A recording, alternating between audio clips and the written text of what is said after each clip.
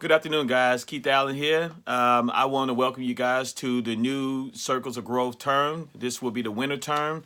The dates are as followed: January the 28th through April the 28th. I want to talk about the structure.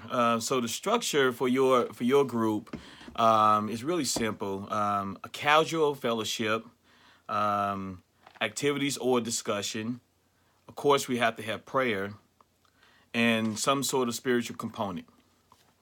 It's up to you as a facilitator to organize your group in such a way that everyone feels welcome and everything is going as according to whatever protocol or lesson plan that you guys decide to use.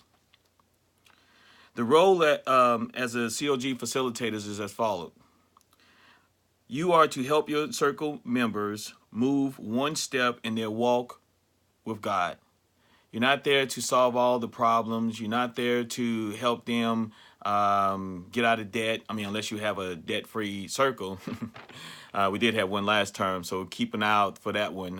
It should be coming back next fall. But again, you're there to help each person realize where they are in their walk with God. Ways to be successful. The first thing you should be doing is praying. In my group that I co-facilitate with Jermaine, BOB, the first thing that we do is pray. The last thing we do is pray. Sometimes in between we pray. It just depends on the need of your group. So pray daily. Pray with your group, and you as the facilitator, as the leader, should be praying daily for each member of your group. It is highly encouraged to have on your prayer wall each member of your group such that you see this every day and you are praying for them.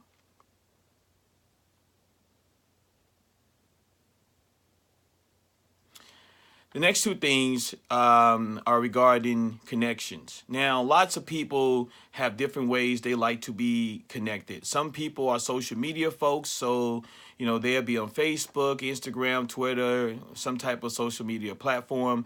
Other folks, they don't have social media, and we do have some of those people at our church as well. So you may have to send things out on your social media and email people and text people and have an app. But then again, all of those things can be a bit much and confusing at times. So what I suggest is figuring out the best way, the best mode of communication for your group, discussing this with your group such that they understand that the information that they will need henceforward will come from some some way that you decide, whichever way you decide to communicate. So how do you get started? Okay, well, the first thing that you should do as a facilitator is to create an email contact list. This is very important because regardless to whether or not your group decides to use social media, this email list is important because, first of all, I need it. Secondly, it's just a backup way to communicate with a mass amount of people at one time. And most people have email. Communicate meeting times and important dates. Now, you will start receiving emails from either myself or LaShonda. LaShonda normally will communicate that way with you guys. And she will have important dates and important information. So make sure that you are that you're communicating with your group important meeting times, changes, things to look out for, all that kind of stuff. Keep attendance. Attendance is very important. At the end of the semester, we want to know, what is the percentage of participants that is attending regularly. Most important, be prompt. As the leader, people are looking to you to see how you are functioning as their leader. So if you have a meeting scheduled at 7 o'clock, then you should be there at 6:30. You should be there to set up. If you're going to have coffee, if you're going to have food, whatever you plan on having, just make sure that the leader, that you are there on time and that you are considerate of other people's times. Also, make sure that if you are ending at a certain time, for instance, the men's group, most times we don't end until 8:30. That's okay with our group. So we don't want to push it to 9. We want to end at 8:30. Be kind.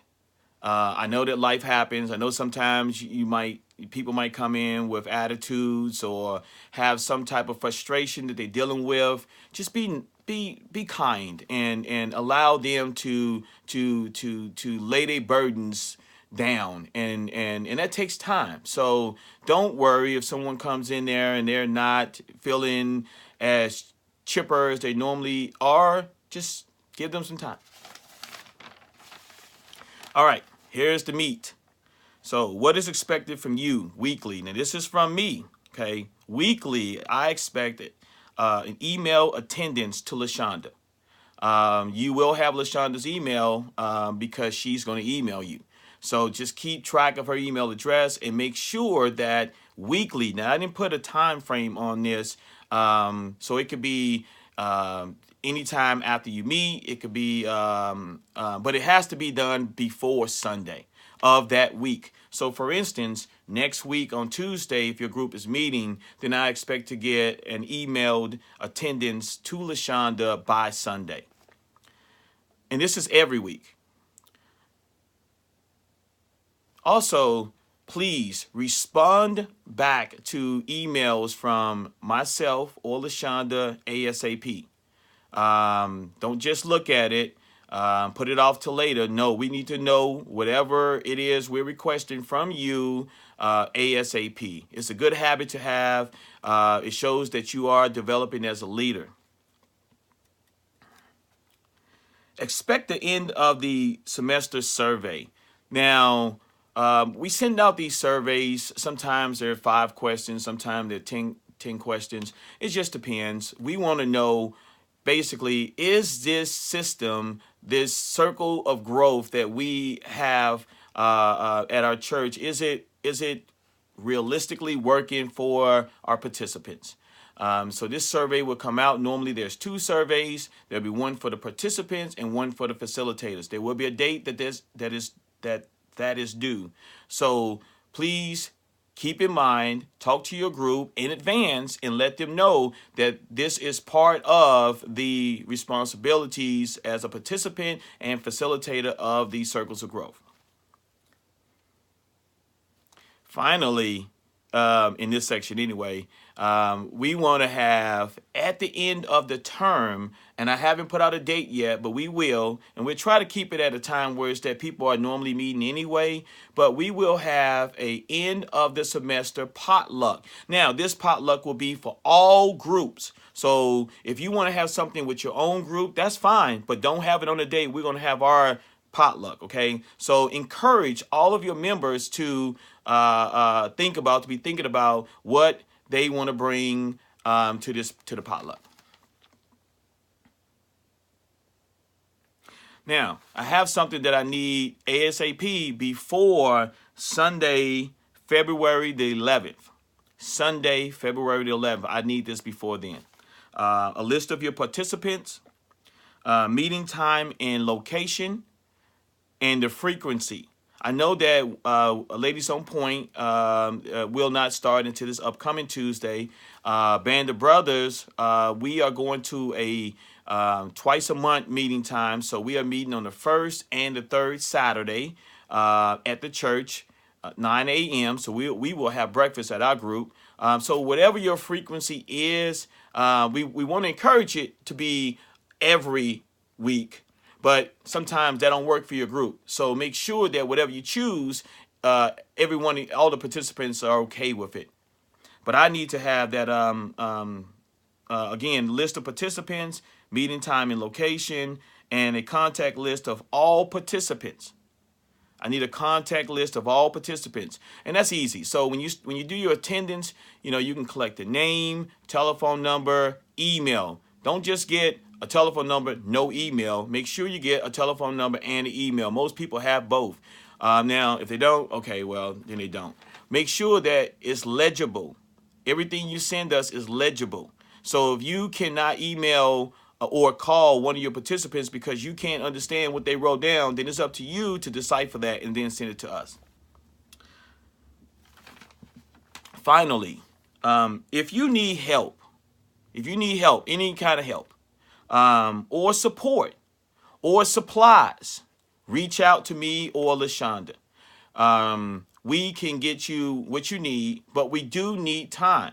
So do not try to get anything from us the day of or the day before, because remember, life happens and people have other obligations. So give us 3 to 5 days to turn around any request that you send. All right, guys, you have a great day. And remember, if you need anything, just reach out to us. Love you. Bye.